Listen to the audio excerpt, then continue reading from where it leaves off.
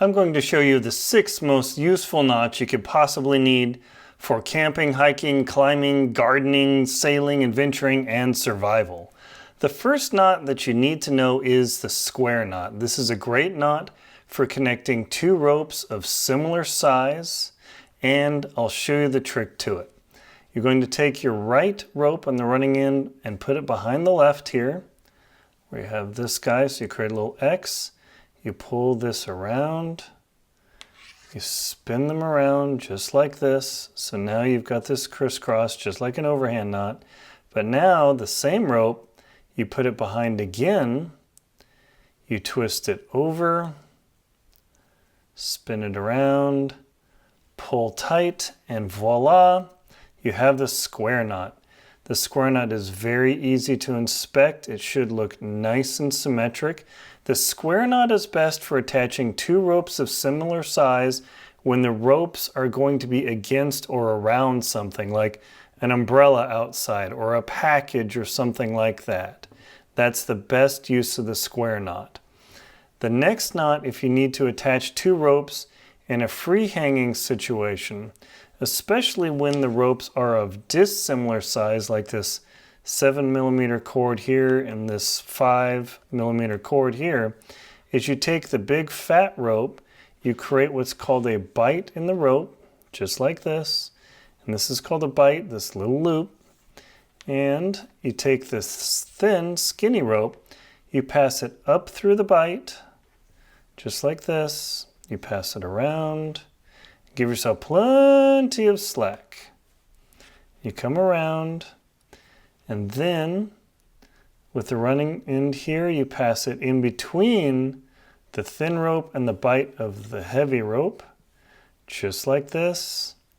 You pass it through, and then you dress the knot. Now this looks very twisted compared to the square knot, but this will do much better free hanging in space. This is designed to actually hang in space and to attach 2 ropes of dissimilar size. A sheet bin is a great tool to attach ropes like that. The next knot that is super useful in adventure, climbing, hiking, and everything else is called the bowline. The bowline is the perfect knot to create a non-slip loop in a rope. And what you do is you take the running end here, you're going to create a little loop on the standing part where you're going to pull the load from, and make sure the loop is over the standing part. And then you're going to take the running end and pretend the running end is a rabbit. The rabbit comes out of the hole, it chews on some grass, it sees a fox and it tries to run behind the tree that it lives behind, but the fox bites it, and then in a last-ditch effort, the rabbit jumps down the hole to escape the fox. But sadly, the rabbit dies, and then the tree grows, and there you have the bowline. As you can see, this is a fixed loop. No matter how hard I pull on it, it will not come apart. It is very easy to inspect, and it comes apart very easy. Now do note, do not use this rope for climbing, or this knot for climbing. It will potentially come loose and you will die. Use the figure 8 follow through, which is featured in my book, The Most Crucial Knots to Know. This is great for sailing, camping, gardening, wherever, where you need a fixed loop that is easy to tie, but easy to remove. The next knot that is super useful is called the clove hitch. The clove hitch is the perfect knot, let me make the adjustment, or hitch rather, to attach to a round spar or pole or anything else, because it is very easy to tie. You begin passing the running end around to give yourself plenty of slack again. What you're going to do is create an X, just like this, and with the running end you're going to continue on this side of the load end, and you're going to pass it in between and under, so both, you can see the symmetry here. The running end comes in between the X here, and the standing part is between the X here. And when you tighten it, voila, you've got the clove hitch. It holds pretty darn well. It is not as secure as the strangler knot or the constrictor knot. The constrictor is the ultimate, but the clove hitch is a lot easier to remove. Do be aware, if you pass it around and you go on the outside of your X and you pull it here, it will totally fall apart. So do be mindful of that. The next knot that is super useful for camping is the 2 half hitches. If you need an adjustable yet secure knot, this hitch is super useful. So again, you pass your rope around the spar. You've got your running in here. Give yourself plenty of slack. Trust me on this one. And when you come across, you simply pull the running end just like you were making a regular knot, but this time you come through, under, and around, and you pass that through this loop you've created. Oops, did it the wrong way. Easy to make the mistake. Ha ha ha. And come this way. Continue around.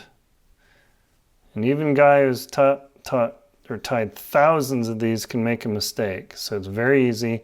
And it should, surprisingly, look exactly like the clove hitch, but it's on the rope. And now, when you pull on this, this can slide down and it will secure to a spar or any object. It doesn't have to be round at all. Unlike the clove hitch, which requires something to be round, the clove hitch does not work on anything square.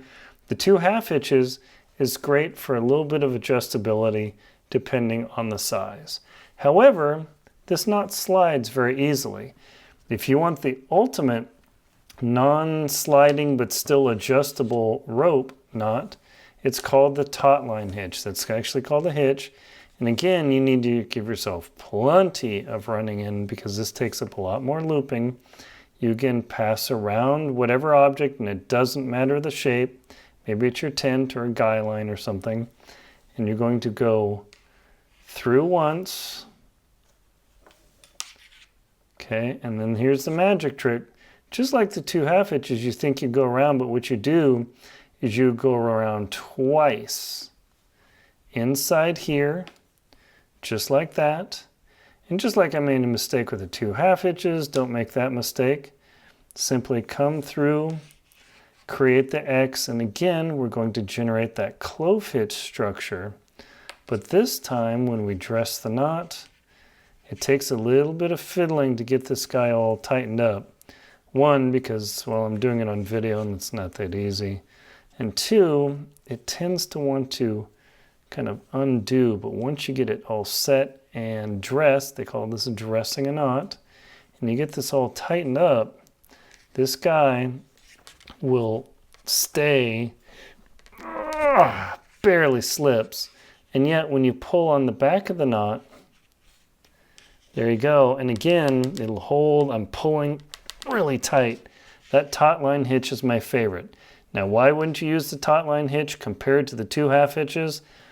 The 2 half hitches is much easier to untie. It's quicker, but it cannot hold a load compared to the taut-line hitch, which takes more effort to untie, but it is super, super useful. So the taut-line hitch is a great hitch. As you can see, you come around, pass through, loop this guy closed, and you can end up with the midshipman's hitch, which does just about as well. And all these knots are featured in my book, The Most Crucial Knots to Know. Super, super handy to get you through literally any situation you need in life with ropes and knots and twine. These 6 knots will do it for you. Thank you very much for watching. Check out links in the description to my book, The Most Crucial Knots to Know, where it's got beautiful pictures and descriptions, everything you need to know, and most importantly, when and where to use this knot that explains where to use it and when not to use it. Thank you very much for watching. Please like, comment, and subscribe.